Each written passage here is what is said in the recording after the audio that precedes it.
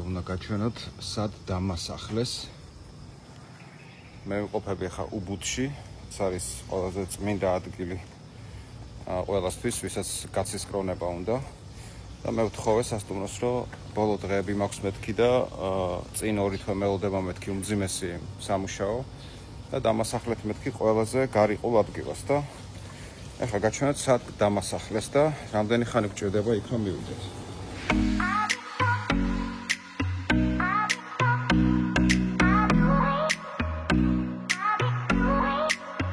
კონცეფცია ასად არ მინახია, უზარმაზარი ხევია, ჩადის რამდენიმე ასეული მეტრი და ეს გამოიყენეს ესე იდეალურად და ესეთი სილამაზეები შექმნეს. ძალიან ბევრი ნაშრომია ამ სასტუმროში ჩადებული აშკარად და ახალი შემოერთებულია მარიოტის ქსელს. ეს არის ვილები, უკვე ქვევით არის ვილები და ზევით არის შენობა, რომელიც ჩვეულებრივი ნომრებია განთავსებული. ესე იგი წარმოიდგინეთ, აქ ლიფტი არ არის და ფეხით უნდა ამოხვიდე იგივე გზა.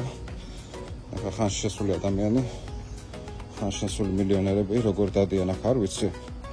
მე მგონი მომსახურებაც ვერ ექნებათ აქ რა მოიყვანო და ჩაიყვანო. ასე რომ ეს თქვენ გასაჯეთ როგორ ხდება ეგ ამბავი. სულ მიკვირდა ჩემის თანასოფლელი როგორ ახერხებს ამდენს.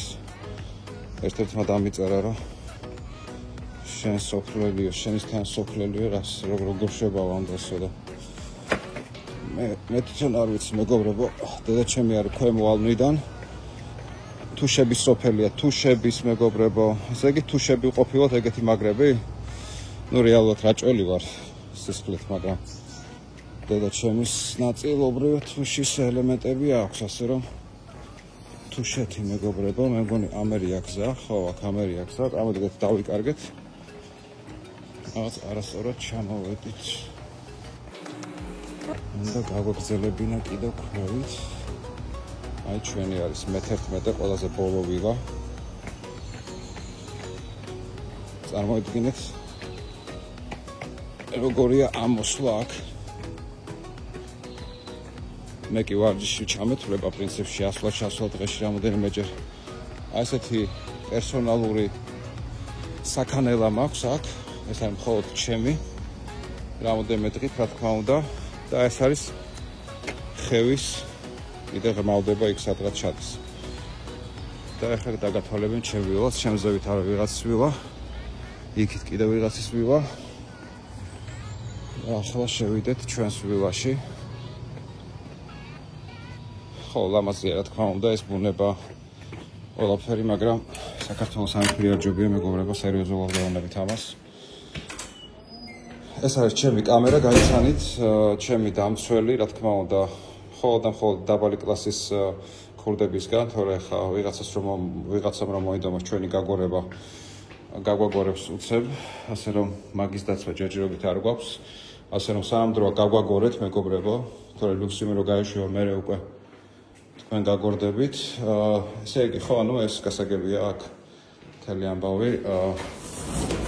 ნუ ეხა არ დაიბოღმოთ მეგობრებო, არ დაიბოღმოთ, ხო? აი ლუქსიუმის პროექტ შემოვერთდით და ყველაფერი კარგად იქნება, დამიჯერეთ. ეს არის აუზი გათბობით, რა თქმა უნდა დაგაგებული არ არის ჯერ.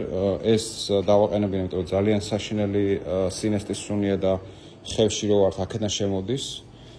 და ნუ ხო, აი სულ ეს არის. მე ვნახე ლამაზად ჩაცმული, მდიდრულად ჩაცმული ჩვენი კვარაცხელიას სურათი, სადაც ის უძვირეს ჩანთით და უძვირესი ტანსაცმლით გამოდის და მას აქვს ძალიან ბევრი მოწონება, 24,000 ქონდა მხოლოდ ერთ ვიდეოს სურათს, ხო? ანუ იმისი რატო არ გშურს?